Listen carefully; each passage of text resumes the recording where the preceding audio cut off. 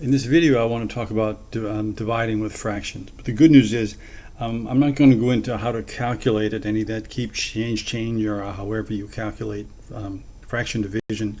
What I want to do really is just try to convince you to maybe think about fractions a little bit differently than you may currently think about them. And I'm going to try to use some pictures here to get my point across. So we'll start with this great big thing we're looking at here. So this is you can see across the top, this is one whole, I don't know, thing. It's just a one whole big rectangle. And you can see below it, each row divides that one big rectangle into some number of pieces. And as you go down here, that's divided into 2 pieces. Here it's divided into 3, etc., all the way down to 12. And the takeaways here, I guess one of them is that, as you can see, as the number of pieces increases, that denominator increases, right? The denominator, in this case, like the 12 down here, that tells me how many pieces the entire rectangle has been cut into. So the bottom row is cut, the rectangle is cut into 12 pieces.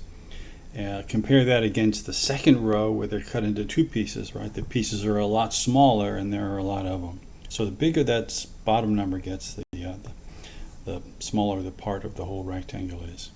All right, so let's try a couple things here. First, let's talk about just standard division, right, with integers. So what we normally do is we'll look at a problem like this, 16 divided by 8. And we know it's 2, but my claim is that we don't really understand what that's asking. So what I'd like you to try to think about is think of it this way. Instead of thinking of it as 16 divided by 8, think of it as how many 8s are there in 16? Yep. So if we look, all right, so here's 16, and down here, these are 8s, all right? So it's pretty obvious to see how many 8s are there in 16. Well, there's one here and there's one there. So it takes 2 8s to make the 16.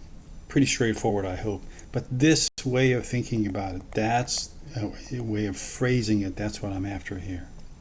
All right, let's try another one. So we had 16 divided by 4, right? Again, I would rephrase that as how many 4s are there in 16? So if we look, here's our 16 again, and here's our 4s. There's 1, 2, 3. It takes 4 4s to cover the same amount of real estate as one great big rectangle of 16. So how many 4s in 16? There's 4 of them. I want you to keep thinking about this because we're going to change this in fractions in a minute here. All right, same kind of idea, 16 divided by 2. Instead of thinking of it that way, think of it as, ask yourself, how many 2s are there in 16? Here's our 16, here's the 2s down here across the bottom. How many of them are there? There's 8. So it should be, I'm hopeful that it's pretty clear that by looking at these two, at this row and at this row, you can see that there are 8 2s to make up 16. That's where this guy came from. All right. Last one now. This is a little bit different, right? I think the second to last, but this is a little bit different because now look, the number that we're dividing by, we're dividing a smaller number 8 by a bigger number 16, which looks kind of weird. But again, let's try to think about it this way. How many 16s are there in 8? Well, here's 8. How many 16s could I fit inside that space? Well, less than 1, right? 1 16 goes all the way across. But this much of it, right? That takes up the same amount of real estate as the 8 does. And how much of the 16 is that? That's half of the 16.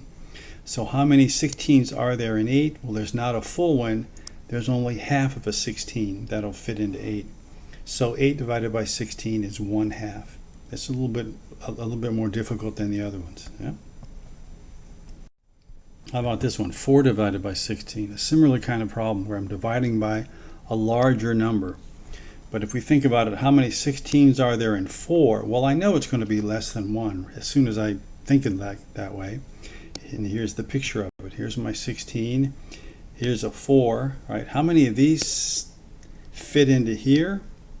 Well, clearly less than 1. And if we sort of divide this up so that it covers the same amount of real estate as the 4 does, that, it turns out, is 1/4 of the entire 16. Here's a piece, here's a piece, here's a piece, and here's a piece. So how many 16s fit into 4? 1/4 of a 16 fits into that 4. Yeah? All right. Now let's do the same thing with fractions. It's the same thought process. So if we were given the problem of 1/2 divided by 1/4, I want you to think about it as how many 1/4ths are there in 1/2? So this is just like what we've been doing, except instead of starting with an entire rectangle like we did, I'm starting with just half of one. So here's a half, and the question is, how many 1/4ths are in that half? Well, here's a fourth, and here's a fourth. So clearly it takes 2/4 to cover a same amount of real estate as 1/2. Yeah? All right, another one. How about 2/4 divided by 1/8? All right, again, I want to think about how many 1/8ths are there in 2/4. So, well, to figure out how many 1/8ths are in 2/4, first I have to figure out how much 2/4 is. Well, that's this much, right? And now I want to know how many 1/8ths would it take to cover the same amount of real estate as the 2/4 did. If I look down in the row of eighths, yeah, that many cover the same amount of real estate as the 2/4 did. So how many 1/8ths did it take to are there in 2/4? Well, there's 1, 2, 3, 4.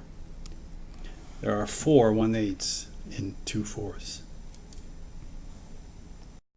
Okay, so hopefully this gave you a little different way to think about how to do division, whether it's with whole numbers or whether it's fractions. And again, I'm hopeful you're able to sort of picture each of those problems. If not, maybe take a look through the video one more time. We'll do some more of this in class, but I'm hopeful that I just maybe have changed your way of thinking a little bit and allowed you to see fractions. Done.